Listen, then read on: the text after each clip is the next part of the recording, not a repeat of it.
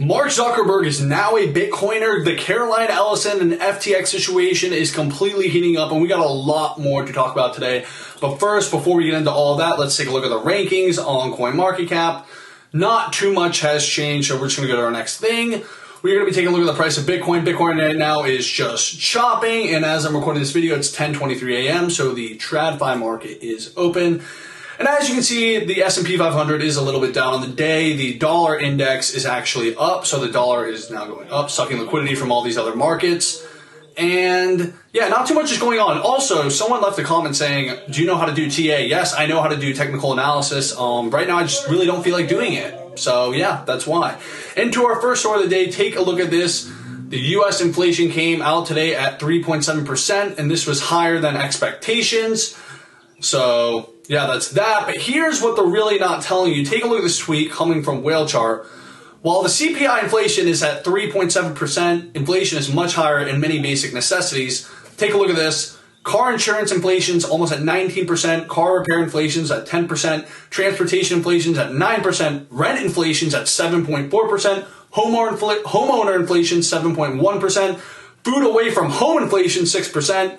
Meat and poultry inflation 4.8%. Those two last ones are very important. 6% food away from home inflation. Food is what people need to live. And that's the whole problem with the CPI. First of all, the CPI metric got doctored up back in the 1980s. And at the end of the day, all these metrics, they can, play around with the calculations and stuff to kind of spin a narrative of what, inflation is. So the 3.7% really means absolutely nothing. But at the end of the day, it does impact the market, so it kind of does mean something. But you get what I'm getting at. Anyways, to our next story, take a look at this. We are going to be talking about the trial that's going on. And big stuff's going on. Take a look at this. Alameda and FTX Sam Bankman-Fried tried to use the identities of prostitutes to open accounts to access their frozen assets, Caroline Ellison said. This is absolutely ridiculous, but I'm not too surprised by this. I mean, we know they're literally just sitting around in the Bahamas doing a ton of drugs and a bunch of other weird shit, so it's kind of expected at this point. What do you all think? To our next story, take a look at this. Now, ex-girlfriend Caroline Ellison and Sam Bankman-Fried are conspired to keep Bitcoin under 20K by selling customer BTC, and this kind of makes sense. I guarantee you they got in a mode of desperation, and we also know that even before the FTX collapse, Sam was going to actually put out a tweet saying that Alameda was kind of going to be, he was going to put a tweet saying that Alameda was going to be shutting down, and this was a month before FTX collapsed. So they kind of knew things were going downhill, they just didn't really want to make it public, and they were doing a bunch of damage behind the scenes. And then take a look at this. Prosecutors also revealed Caroline Ellison's her to-do list included getting regulators to crack down on Binance. And that was kind of the whole scheme. FTX was really, really well positioned to kind of take over the whole game. They were in cahoots with all the politicians in the U.S. I think if they weren't complete degens and they actually played a little more conservative and weren't leverage trading and all that other garbage, what they probably would have done is gone to the point where the U.S. would have basically gotten the U.S. government just to kick all the other exchanges to the side, and FTX was just going to take over the U.S. market, which is the most liquid market in the world by far. So, yeah, but that didn't work out too well, and yeah, to our next story, take a look at this. The U.S. debt rose by $1.2 billion in an hour for the past 19 days. Absolutely ridiculous. We're going to dive a little bit deeper into the story right here. As you can see, the United States national debt spiked over $500 billion in just the past 19 days. The total debt is now over $33 trillion, and this equates to $28 billion per day over this 19-day period. And then take a look at this from my guy right here, Nylor. He put this out, and I thought it was a really great tweet. To put this in perspective, the U.S. government is robbing every man, woman, and child in the USA at a rate of $3.61 an hour every hour.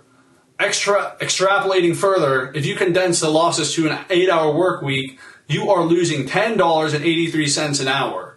So just subtract this from your hourly pay rate to find a real wage adjusted for devaluation. And of course, he says on here, this assumes a 7-day work week. And this is exactly what I've been talking about. I'm going to pull up my tweet right here. Everybody in this market is now being forced to become a speculator.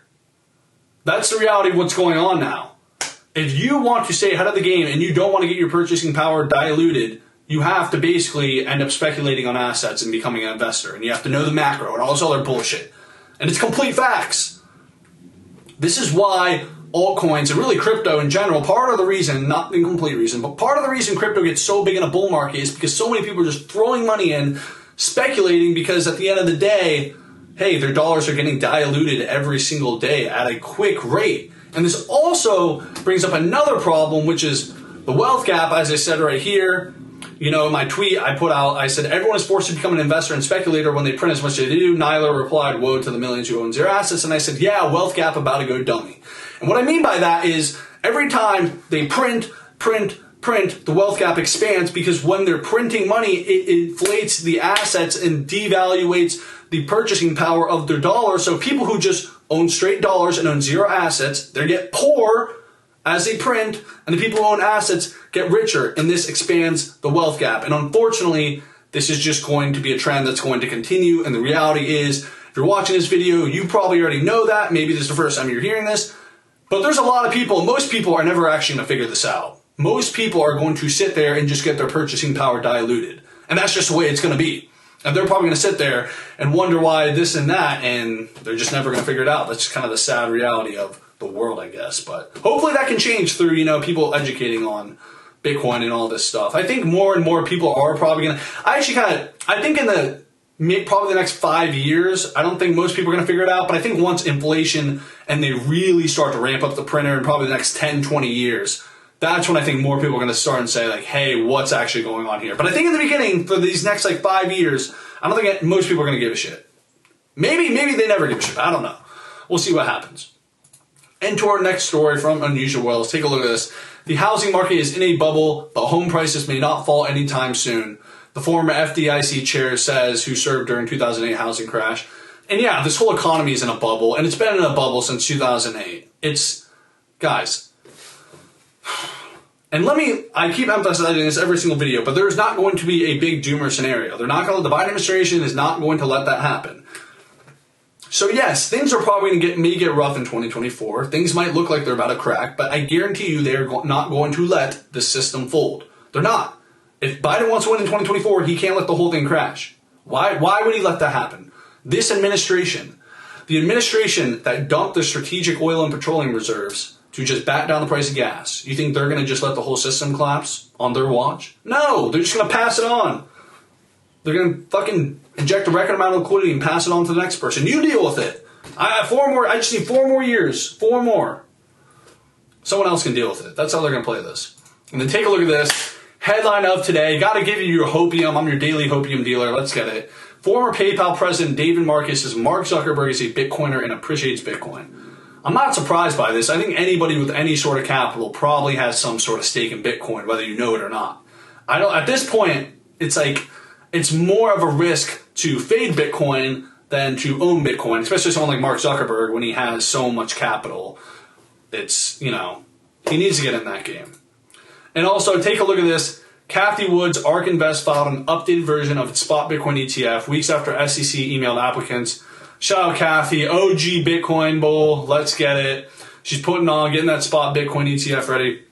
And I also think this is, touching back on the Mark Zuckerberg thing, I think this is a trend we're going to continue to see, especially as things get more and more right now, not really. But when the bull market comes back and the tide turns in 2024, I think we're going to start seeing at some point in 2024, I think probably earliest we're going to see is probably Q2 and latest Q4 during the presidential election. But at some point in 2024, I think the market's going to make an upwards trend for crypto and Bitcoin. And I think we're going to see a lot of big prominent players come out in support of crypto. Nobody just wants to do it when the price is down. It just doesn't look good. We got the whole FTX situation coming on. You know what I'm saying? So, yeah, guys, that's all really what we got for today. Make sure to go follow me on my Twitter account. Make sure to go subscribe, like the video, leave a comment. Let me know your thoughts on all that. I'm most active on Twitter. Go follow me on Twitter. And yeah, thank you for watching.